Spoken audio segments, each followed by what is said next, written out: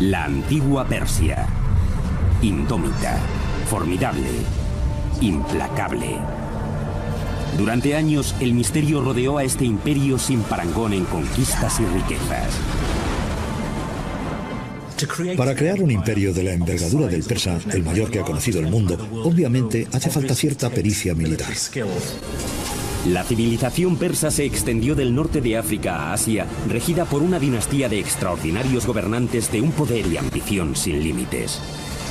Ciro el Grande es uno de los pocos que se ha ganado de verdad su sobrenombre.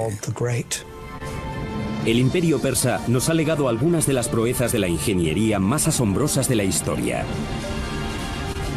Además de erigir majestuosos palacios en medio del árido desierto, también construyeron carreteras, puentes y canales. Todo el mundo ha oído hablar del canal de Suez, pero ¿y del canal de Darío? Pero se avecinaba una tormenta. La antigua rivalidad con los griegos daría lugar a un épico enfrentamiento que cambiaría el curso de la historia y que resultaría determinante para el mundo occidental durante los miles de años que siguieron. Corría el año 330 a.C. cuando un joven rey macedonio venció a los persas y condujo a su ejército invasor hasta Persépolis, la espectacular capital del imperio. Aquel rey no era otro que Alejandro Magno, un ferviente admirador de los grandes gobernantes persas. A la caída de la tarde, la celebración de la victoria griega degeneró en una algarada de borrachos. Con el alba, Persépolis, la joya del imperio persa, veía cómo los palacios que le habían dado fama en todo el mundo conocido ardían hasta los cimientos. 2500 años después de aquello, estas inmensas torres se yerguen como testamento de las imponentes alturas que llegó a alcanzar este imperio, ahora olvidado. Para mí, Persia es sinónimo de lujo, delicados tapices y bellas alfombras. Bueno, y de Otis, mi gato persa. Pero también pienso en el legendario rey Ciro el Grande, cuya extremada tolerancia religiosa y cultural le llevó a liberar a los judíos de Babilonia para que volvieran a Israel. Hola, soy Peter Weller. Bienvenidos al Imperio Persa. Alrededor de 4000 años antes de Cristo, dos tribus nómadas se empezaron a asentar en una fértil pero abrasadora meseta iraní. Al norte estaban los medos y al sur los persas. Debido al carácter nómada de estas tribus, se interesaron más por la supervivencia que por la conquista. Al abandonar sus costumbres trashumantes, tuvieron que aprender a cultivar esta rica meseta de Irán, pero para ello necesitaban una fuente de agua. Los primeros persas podrían haber sido pasto de la historia de no haber descubierto una fuente de agua, y algo igual de importante, un medio para canalizarla hasta sus cultivos y asentamientos. Lo asombroso de este logro de la ingeniería es que no encontraron ese agua ni en ríos, ni en lagos, ni en el océano, sino en el sitio más improbable, en las rocas. Persia se levantó de la nada. Era un terreno muy escarpado y hostil que exigía inventiva y determinación. Hace 3000 años, los antiguos persas nómadas deambulaban por las adustas planicies iraníes. Para buscar agua había que cubrir largas distancias. Fueron los magi, los hechiceros de las tribus, mitad ingenieros, mitad geólogos, quienes idearon la manera de llevar el agua a los pueblos. Sin más utensilios que unos cinceles, estos hechiceros pusieron los pilares del imperio persa. Y lo hicieron mediante un revolucionario sistema de canales subterráneos de irrigación llamados qanats. Su funcionamiento se servía de la gravedad para aprovechar la topografía natural del terreno que describía una pendiente continuada hasta la cordillera de Al-Borz, en dirección al Golfo Pérsico. Desde la superficie se introducían ejes verticales a partir de los cuales se excavaban túneles horizontales de poca longitud. Alrededor de 1 kilómetro colina arriba se volvía a construir otro eje y así el canal iba avanzando. Podía estar a 20, 30 o 40 kilómetros de distancia, así que requería mucha pericia dar con el lugar de la pendiente en el que el canal conectaba con el acuífero, o incluso las filtraciones del agua subterránea en lo alto de la montaña. El ángulo de las colinas era esencial. Una unidad en vertical por cada 100 unidades en horizontal. No podía ser muy empinada porque la base del canal se erosionaría. Pero claro, tampoco tan horizontal como para que el agua no llegara a su destino. 2000 años antes de los legendarios acueductos romanos, los persas ya canalizaban enormes cantidades de agua a grandes distancias en condiciones de gran sequedad sin apenas pérdidas por escapes o por la evaporación. El agua significaba comida, pero la tecnología para localizar agua y trasladarla era como una zanahoria que los persas les habían puesto delante a sus vecinos. En el año 700 a.C., todas las tribus se guiaban por una figura legendaria llamada Aquemenes, el fundador de una gloriosa dinastía, una dinastía que prosperó gracias a un hombre al que me hubiera gustado conocer, Ciro el Grande. Ciro creó y custodió un imperio gracias indudablemente a su astucia militar, pero también era un genio de la política, un gobernante eficiente y benévolo.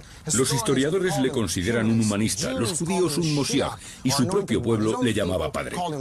Incluso los jónicos a los que conquistó le tenían por un legislador justo y un digno mandatario. Ciro el Grande llegó al poder en el año 559 a.C. Era el principio de la dinastía aqueménida. Su reinado cambiaría para siempre el curso de la historia y redefiniría la arquitectura como tal. Si uno piensa en los personajes de la historia que más han influido en nuestro mundo, Ciro el Grande es uno de los pocos que merece entrar en esa categoría. Es uno de los pocos que merece ser llamado el Grande. El imperio que Ciro regía fue el mayor que habían contemplado los antiguos. Puede que el mayor de toda la historia.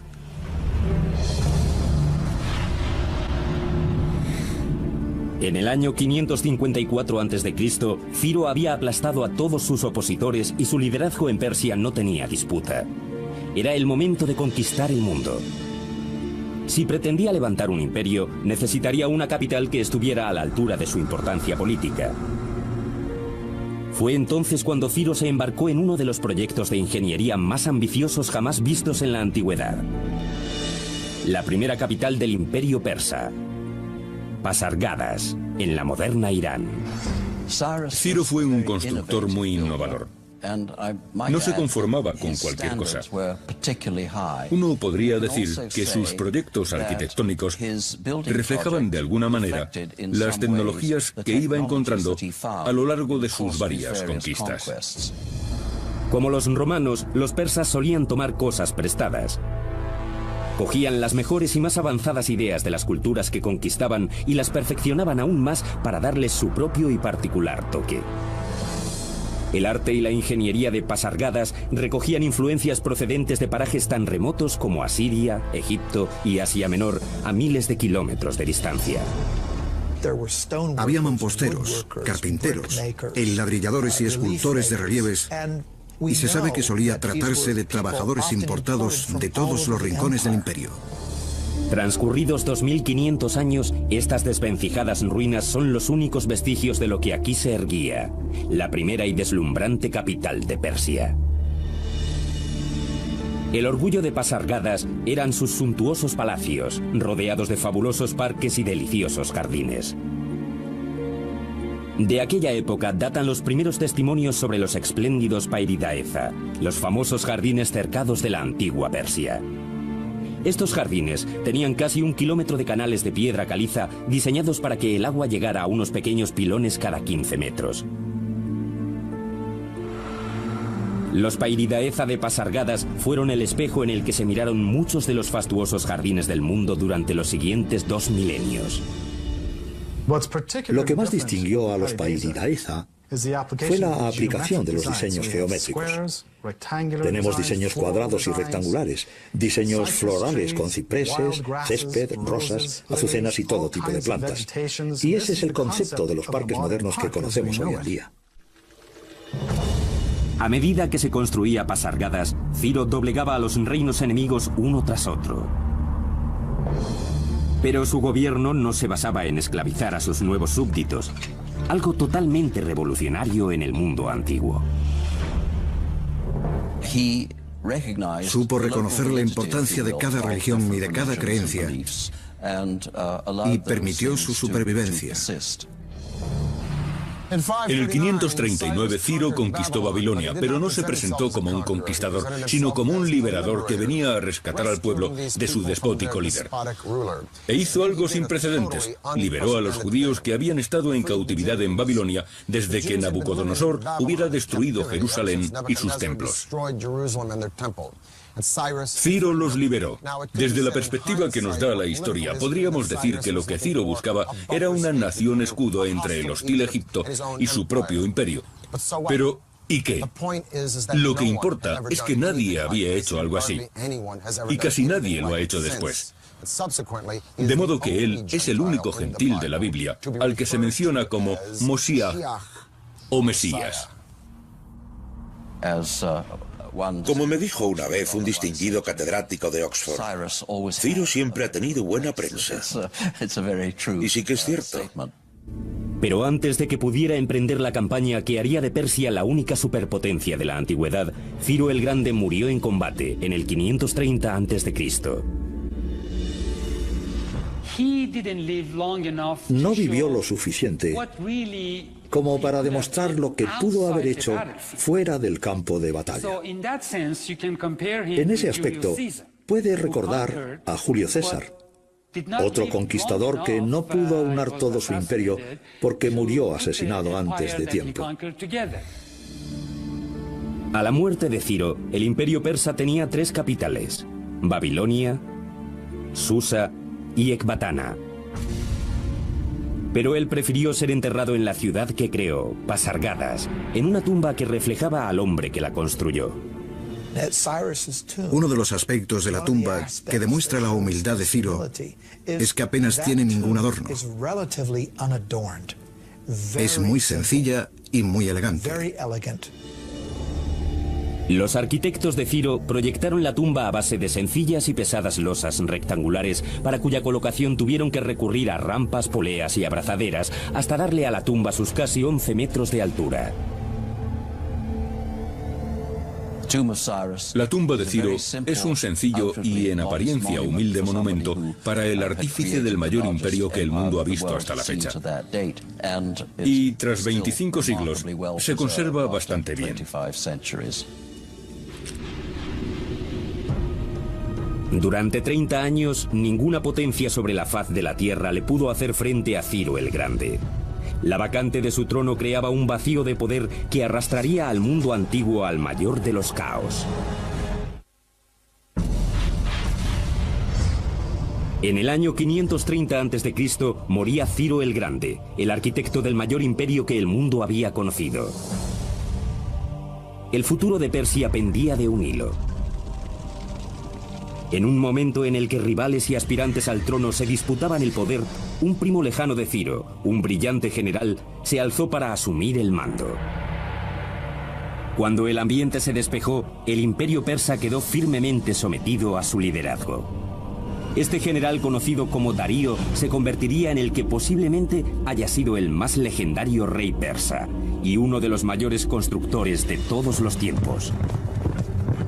Darío no perdió el tiempo. Comenzó la reconstrucción de Susa, la antigua capital, con colosales palacios ornamentados con mampostería acristalada. La majestuosidad de Susa aún se puede apreciar en la misma Biblia. Cuando los griegos se referían a los palacios persas, solían mencionar a Susa. Cuando en el Antiguo Testamento el libro de Esther alude a los palacios persas, está hablando de Susa. Pero el nuevo rey de Persia quería que la deslumbrante capital fuera toda suya. En el 518 a.C., Darío emprendió uno de los proyectos de ingeniería más ambiciosos de la antigüedad. Situada junto a la moderna ciudad de Shiraz, se la conocería como Persépolis, ciudad persa en griego. Todos los palacios se levantaban sobre una extensa plataforma de piedra diseñada para realzar la magnitud del imperio. Se excavó un bancal rectangular inmenso de más de 125.000 metros cuadrados. Los ingenieros tuvieron que modificar el paisaje, tuvieron que nivelar parte de la zona y construir un muro de contención. Darío quería que se viese desde lejos, por eso mandó construir una terraza en la ladera, para dotar al conjunto de mayor grandiosidad y solemnidad. Persépolis fue un desafío colosal para la ingeniería. Sus muros superaban los 18 metros de alto y los 10 de ancho. Y sus enormes salas albergaban columnas de diseños extremadamente elaborados. Se necesitaron miles de arquitectos, artesanos y trabajadores, así como toneladas de materiales que tuvieron que traerse de los 4 confines del imperio. La mayoría de los antiguos imperios se construyeron gracias a la mano de obra de las legiones de esclavos. Pero Darío, al igual que Ciro, prefería remunerar el esfuerzo de construir los palacios y monumentos persas. Todos recibían su paga correspondiente, cada trabajador y cada trabajadora, porque también se contrató a mujeres, y se les pagaba en función de la calidad de su trabajo. No se escatimó en gastos. Persépolis sería el monumento insignia del poder y la gloria del imperio persa. En primer lugar, es importante recordar los orígenes nómadas de los persas. Vivían en tiendas de campaña que recogían, trasladaban y volvían a plantar en otro asentamiento. Lo que vemos en Persépolis es una réplica de esas tiendas de campaña. La Apadana no es más que una enorme tienda esculpida en piedra. El suntuoso palacio de recepciones de Darío recibió el nombre de Apadana. Todos esos monumentales pilares de piedra están inspirados en los puntales de madera que sostenían las cubiertas de tela, solo que ahora en lugar de tela había una hermosa madera de cedro. Los orígenes nómadas de los persas influyeron en parte de su arquitectura, pero solo en parte. Los palacios de la ciudad estaban adornados con apliques de oro y plata, lujosos tapices y coloridos adoquines.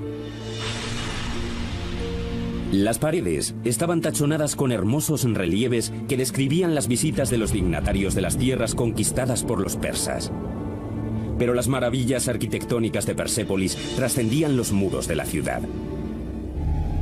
El diseño y la construcción de su intricado sistema de alcantarillado fueron algo único hasta entonces. Antes de pavimentar toda la zona, los ingenieros de Darío proyectaron un sistema de alcantarillado lleno de cañerías de desagüe que quedaron tapadas por el pavimento. El agua también se traía por el sistema de canats, pero para el desagüe se utilizaron esas cañerías que se encargaban de los vertidos. Toda aquella red se extendía bajo la superficie para que los visitantes nunca llegaran a verla. Incluso mientras llevaba a cabo sus proyectos de infraestructura más ambiciosos, Darío no dejaba de ampliar los territorios del imperio. Bajo el acertado liderazgo de Darío, el imperio persa cobró unas proporciones gigantescas. Llegó a abarcar lo que hoy es Irán y Pakistán, partes de Armenia, Afganistán, Turquía, Egipto, Siria, el Líbano, Palestina, Jordania y algunas regiones de Asia Central, hasta el norte de la India. No es cualquier cosa. Para conectar los extremos más alejados del imperio, Darío iba a poner en marcha 2 atrevidos proyectos. Uno se extendería más de 2.400 kilómetros a lo largo del imperio, y el otro crearía una vía de comunicación entre el Mar Rojo y el Mediterráneo.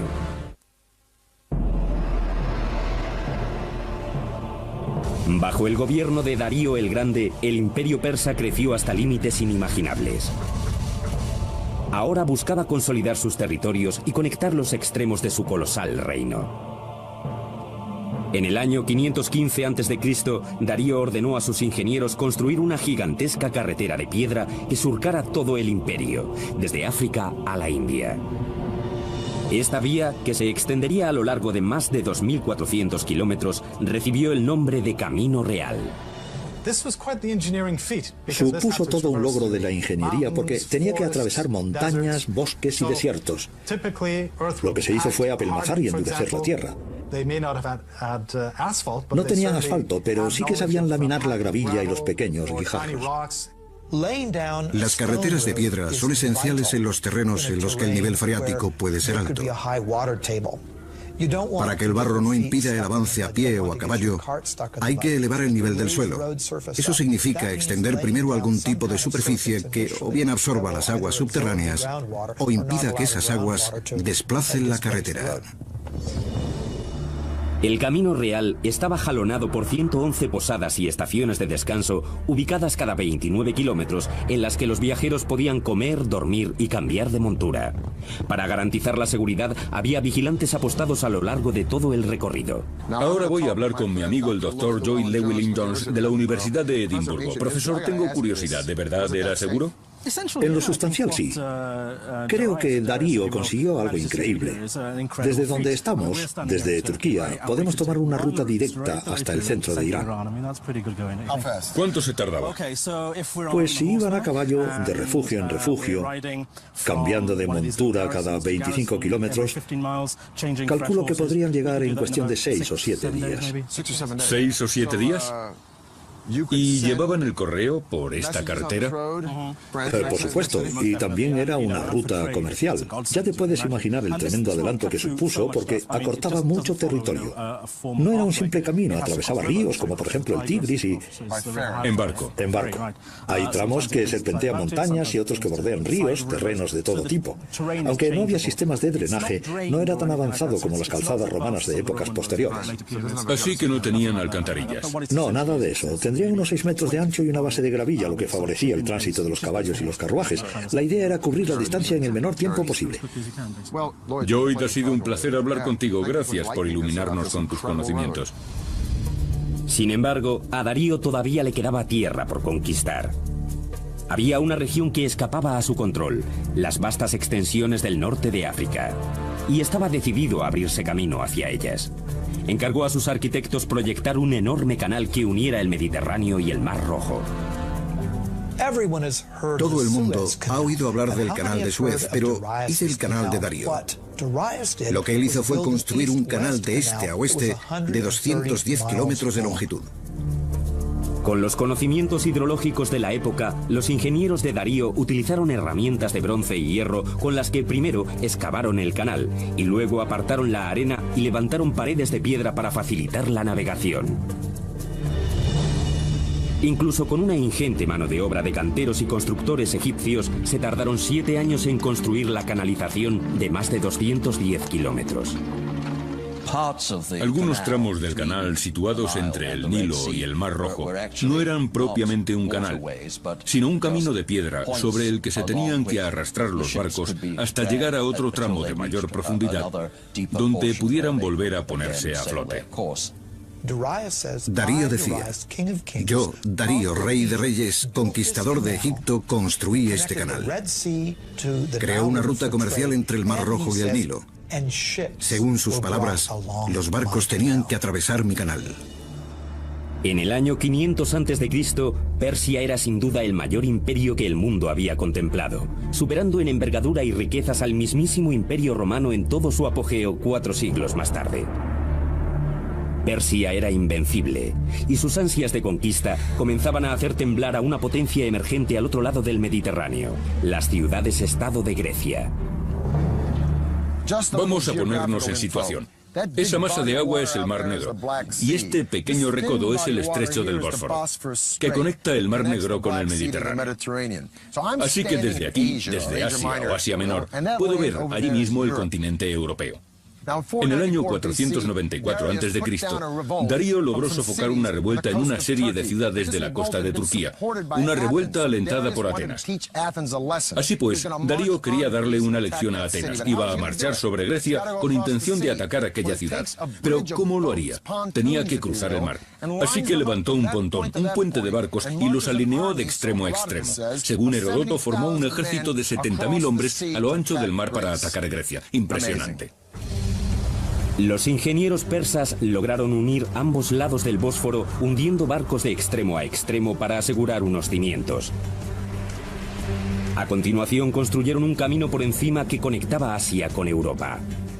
Probablemente se tratara de un entramado de tablones bajo el cual se extendió arena prensada, quizá para mantener seca la madera y reforzar la estabilidad del camino. Para impedir que las embarcaciones se tambaleasen, tuvieron que usar un sistema de anclaje de un peso determinado, pues si era excesivo, los barcos podrían inclinarse demasiado y sufrir daños. El que los tablones se mantuvieran intactos, a pesar no solo del peso de todo el ejército que los cruzaba, sino también del oleaje del Bósforo, fue toda una maravilla de la ingeniería anterior a los ordenadores. A finales de agosto del 490 a.C., Darío ya estaba en suelo griego y se había hecho con Macedonia. Su siguiente paso sería vérselas con el general griego Temístocles y con el ejército conjunto de Atenas y Corintio en la famosa batalla de Maratón. Los efectivos del formidable ejército persa rondaban los 60, 140 o 250.000, depende de las fuentes históricas. Superaban a los griegos en 10-1. Su único recurso era mandar refuerzos y encargaron al legendario corredor Filipides para que pusiera rumbo a Esparta. Filipides cubrió una distancia de 225 kilómetros en 2 días y dio nombre a la famosa prueba de la maratón. Los dos ejércitos se vieron las caras en una vasta y abierta meseta. Si se enfrentaban frontalmente, el gigantesco destacamento persa haría trizas a los griegos, mucho menos numerosos.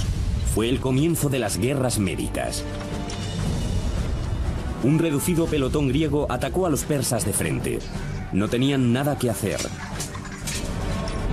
Pero el resto de las fuerzas griegas se desplegaron en 2 frentes y atacaron a los persas por los flancos.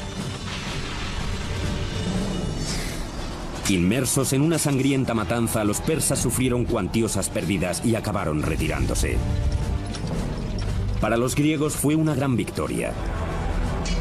Para los persas, un mero tropiezo en su camino hacia la dominación del mundo.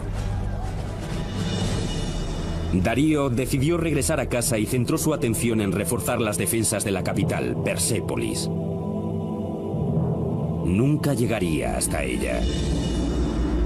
En el año 485 a.C., Darío fallecía cuando se proponía sofocar una rebelión en Egipto. Dejó atrás un imperio que redefinió las nociones mismas del poder y la gloria. Además, impidió que se repitiera el caos que siguió a la muerte de Ciro, nombrando sucesor a su propio hijo, Jerjes.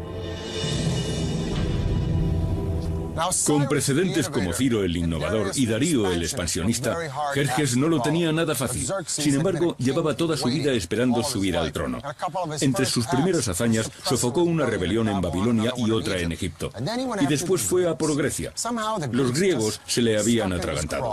Algunos historiadores dicen que Jerjes quería lanzar un ataque preventivo. Otros opinan que solo estaba terminando lo que comenzó su padre. Sea como fuere, desde su victoria en Maratón, a los griegos ya no les intimidaban ni les impresionaban los persas. Así que Jerjes se alió con la marina cartaginesa en el extremo de la actual Túnez y se propuso batir a los griegos por mar.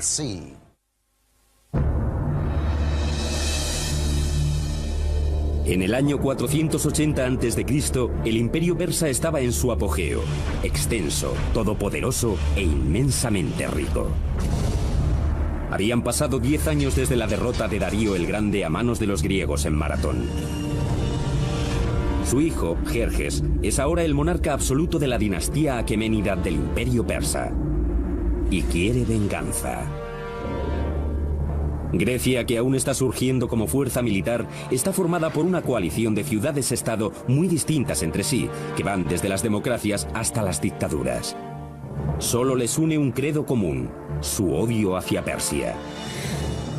El mundo antiguo está a punto de presenciar la Segunda Guerra Médica. De su resultado dependerá el futuro del mundo moderno. Tradicionalmente, los griegos llamaban bárbaros a todos los extranjeros. Es probable que todos los enfrentamientos entre este y oeste tuvieran su origen en los persas y griegos y hayan seguido desde entonces. La invasión persa de Grecia se convertiría en una de las mayores colaboraciones estratégicas y tecnológicas de la historia castrense. La invasión masiva consistiría en un complejo asalto por tierra y por mar que requeriría algunos de los avances más asombrosos de la ingeniería. Jerjes quería que sus fuerzas entraran en Grecia por el istmo del monte Athos. Pero la turbulencia de sus corrientes era tan fuerte que el rey mandó excavar un canal que cruzara el istmo. Con una numerosa mano de obra y diversos expertos en la construcción de canales, los hombres de Jerjes apenas tardaron 6 meses en concluir el proyecto. El siguiente reto al que se enfrentaban generales y arquitectos era aún mayor. El multitudinario ejército persa todavía tenía que cruzar el estrecho de Helesponto de 2,5 kilómetros de ancho. A día de hoy su solución se considera uno de los proyectos de ingeniería más ambiciosos ideados para una campaña militar. Inspirado en las hazañas de su padre, Jerjes ordenó que se tendiera un doble pontón a lo ancho del Helesponto, una construcción que superaría con creces el puente que Darío levantó en el Bósforo. Lo interesante es que se alinearon 674 barcos. ¿Cómo podían mantenerlos estables? Debió de ser toda una proeza, porque el Bósforo no es un área tranquila que digamos, más bien lo contrario. La hilera de barcos permaneció en su sitio gracias a un sistema de cables muy tensos. Seguramente 2 cables muy largos tendidos entre Asia y Europa que mantenían estables las embarcaciones.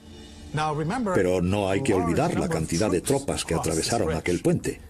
Puede que fueran hasta 240.000 hombres. Las sogas permitían a los botes la suficiente flexibilidad de movimiento en las turbulentas aguas. Cada sección del puente estaba construida sobre 2 embarcaciones conectadas por tablones, de modo que la barrera que formaban pudiera detener las olas, absorbiendo gran parte de la inestabilidad de la superficie. A continuación, los ingenieros persas construyeron una plataforma que cubría todos los barcos y encima de todo aquello, la calzada. Con cada tablón de madera se iba armando una autopista que cruzaba el Helesponto, una autopista hecha de barcos de guerra. No olvidemos que estamos hablando de decenas de miles de soldados de caballería y algunos iban con armadura, lo que aumentaba aún más su peso. Lo increíble fue que los barcos se mantuvieran estables para que Jerjes cruzara hasta Europa con sus hombres y volviera a Asia cuando lo necesitara. Durante un breve periodo, los 2 continentes fueron uno. Al cabo de 10 días, una vez concluido el puente, Jerjes avanzó hacia Europa. Un ejército entero cruzó con todo el peso de sus aparejos y de sus monturas, y los tablones aguantaron. Ni el peso del ejército ni la rudeza de las aguas del Bósforo pudieron quebrar esas tablas. La estrategia de Jerjes era sencilla: apabullar a los griegos por tierra y por mar con su superioridad numérica. Esta vez los ejércitos griegos también tenían al mando al legendario general Temístocles. Sabía que no podría derrotar a Jerjes por tierra, de modo que diseñó un plan para tenderles una trampa a los navíos persas. En agosto del año 480 a.C., los 2 ejércitos se vieron las caras en un punto elegido por los griegos, las Termópilas, un paso montañoso tan estrecho que por él no cabía más que una cuadriga. Durante días, el numerosísimo ejército persa se quedó atascado en el peor lado de aquel paso, tal y como habían planeado los griegos. Entretanto, sin que los persas se percataran, Temístocles abandonó el campo de batalla con la mayoría de su ejército, dejando un señuelo de 6.000 soldados espartanos. Como le había ocurrido a su padre, Jerjes estaba a punto de lanzarse de cabeza a una trampa griega. Cuando por fin lograron atravesar el estrecho paso, los persas se deshicieron con facilidad de los escasos soldados espartanos que Temístocles había dejado como cebo y marcharon hacia Atenas. Pero cuando Jerjes llegó a la ciudad, Atenas estaba desierta. Jerjes sospechaba que le habían engañado. Haría pagar por ello a los atenienses. Durante generaciones, los reyes persas habían hecho gala de una gran tolerancia hacia los pueblos que conquistaban. Esta vez no iba a ser así. En un desacostumbrado arrebato, Jerjes prendió fuego a Atenas. Algo de lo que el rey persa se arrepintió enseguida. A la mañana siguiente ordenó reconstruir la ciudad. Pero ya era tarde, el daño estaba hecho. Este arranque de rabia se volvería contra Persia casi 200 años más tarde, pero la guerra aún no había terminado. Al mismo tiempo, Temístocles estaba urdiendo un plan que llevaría a la descomunal flota persa hacia el angosto golfo de Salamina. Los griegos atacaron por sorpresa. Los buques persas quedaron atrapados en un embotellamiento naval.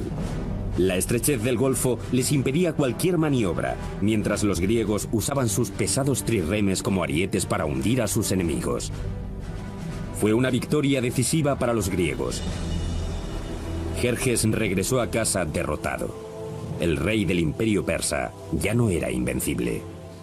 Hubo una nota positiva en la derrota persa en la batalla de Salamina que le salvó del oprobio. Una mujer llamada Artemisa, la única capitana de la flota persa, engañó a los griegos hundiendo uno de los barcos persas y escapando en medio de la confusión. Su capacidad de supervivencia impresionó tanto a Jerjes que al parecer llegó a decir que sus hombres se estaban convirtiendo en mujeres y sus mujeres en hombres.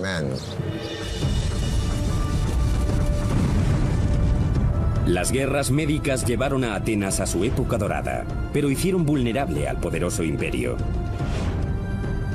Le correspondería a un joven príncipe que idolatraba a los grandes monarcas persas darle al imperio la estocada final.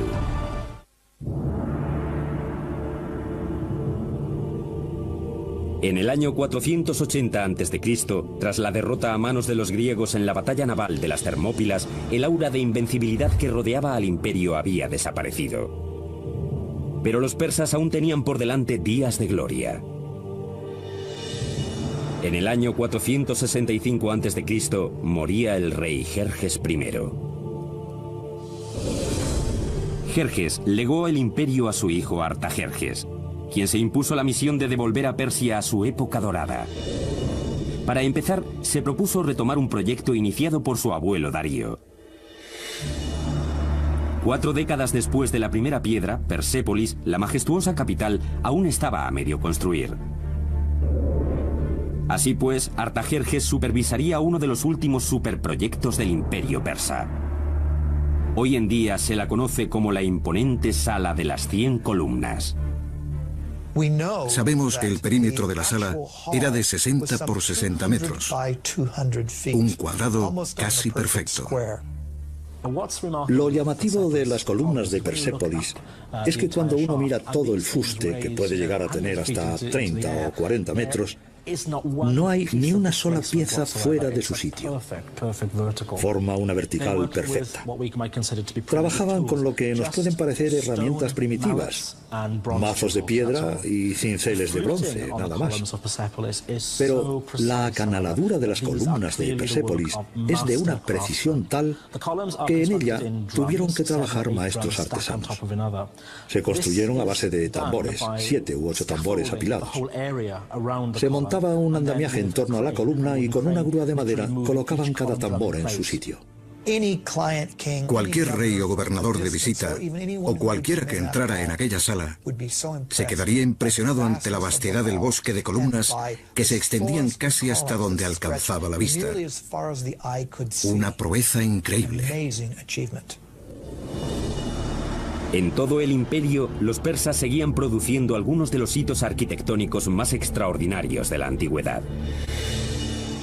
En el año 353 a.C., la esposa de un gobernador local comenzó a trabajar en una fastuosa tumba para su marido moribundo. Su tributo sería un prodigio de la arquitectura. Se convertiría en una de las 7 maravillas del mundo antiguo: el mausoleo de Halicarnaso. Este monumento de mármol superaría los 40 metros de altura y albergaría un fabuloso patio en su interior. El techo rectangular formaba una pirámide escalonada, una suerte de escalera hacia el cielo. Más de 2500 años después, la tumba del presidente estadounidense Ulysses S. Grant en la ciudad de Nueva York se inspiraría en el diseño del mausoleo de Halicarnaso. En el siglo IV a.C., la arquitectura persa seguía siendo la más refinada del mundo. Sin embargo, bajo las imponentes columnas y los suntuosos palacios, los mismos cimientos del imperio se estaban viniendo abajo. Y sus enemigos estaban al acecho. Cuando Atenas apoyó una rebelión en Egipto y los griegos ocuparon la capital, Menfis, Artajerjes tuvo que abandonar Persépolis y sus proyectos para librar una contienda y expulsar a los griegos de Menfis y recuperar Egipto. Sería la última gran victoria del imperio persa, ya que en el 424 a.C., la muerte de Artajerjes dejaría un vacío de poder y pondría fin a 8 décadas de desorganización e interminables luchas intestinas. Mientras el imperio persa estaba inmerso en conflictos internos y escándalos de corrupción, un joven príncipe macedonio estudiaba a Heródoto y leía los relatos sobre el legendario héroe persa Ciro el Grande. Este príncipe macedonio también sería un conquistador. Se llamaba Alejandro. En el 336 a.C., un pariente lejano de Artajerjes subió al poder bajo un nombre propio de reyes, Darío III. Pasaría a la historia como el rey que perdió un imperio. Durante los siguientes 4 años, Alejandro y Darío III se verían las caras en una serie de feroces batallas en las que el ejército de Darío iría retrasando posiciones hasta sus dominios. En el año 330, Alejandro estaba a las puertas de la joya del imperio persa, Persépolis. Alejandro adoptó la filosofía de los persas en cuanto a los pueblos derrotados. Sus hombres tenían prohibido el pillaje y el saqueo en tierras conquistadas, pero ¿cómo domar a tantos soldados tras una victoria sobre el mayor imperio del planeta? Quizá los soldados se impacientaron o tenían ganas de venganza, o puede que se acordaran de las historias del incendio de Atenas a manos de los persas. El caso es que en Persépolis se desahogaron. Las desmedidas celebraciones tras la victoria degeneraron en el pillaje de los tesoros y en uno de los incendios provocados más lamentables de la historia. Persépolis estalló en llamas. Alejandro no era de los que arrasaban con todo. Lo más seguro es que Persépolis acabara incendiada como un gesto simbólico, no como un gesto destructivo. Debía de haber ropajes maravillosos y muchas telas por todas partes, y el fuego pudo haberse prendido tanto por accidente como a propósito. Pero si de verdad quería parecerse a los reyes aquénidos, lo último que debería haber hecho es destruir Persépolis. Pero en esa época no había bomberos, y una vez que las llamas se prendieron, el incendio fue horrible, dejó su rastro en toda la ciudad. Darío III, que había escapado a ese ataque, fue finalmente asesinado en el verano del año 330 por sus propios aliados. El último de los reyes aqueménidos había muerto. Alejandro le proporcionó a Darío un majestuoso funeral.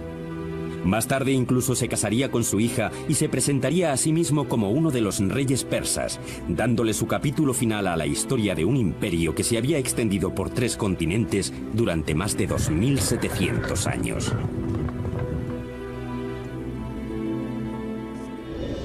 Alejandro, el admirador de los reyes persas, dio caza a los asesinos de Darío y los mató él mismo.